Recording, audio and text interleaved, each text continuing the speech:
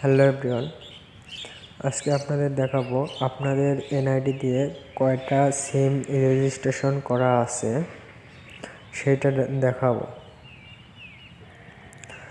আপনারা এটা করতে গেলে মাইজিপি অ্যাপেও করা যায় এবং রবি অ্যাপেও করা যায়। আমি আপনাদের গ্রামীণ অ্যাপ দেখাইতেছি। গ্রামীণ অ্যাপে চলে যাই।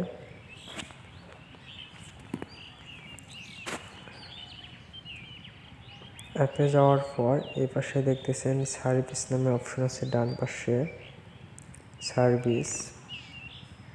এখানে যাওয়ার পর এখানে দেখতেছেন সিমস ইউ ওন, এখানে ট্যাপ দিবেন। দেওয়ার পর এনআইডির লাস্টের 4 ডিজিট এখানে লিখে দিবেন। লিখে দেওয়ার পর এখানে কন্টিনিউ করবেন। কন্টিনিউ করার পর দেখতেছেন যে আমার এইটা দিয়ে 4টা সিম রেজিস্ট্রেশন করা আছে।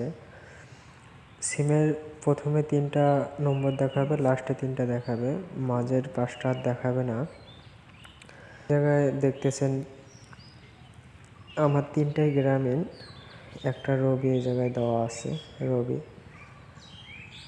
ধন্যবাদ। ভিডিওটা ভালো লাগলে অবশ্যই একটা লাইক দেবেন আর চ্যানেলটা সাবস্ক্রাইব করে রাখবেন নতুন ভিডিও পেতে।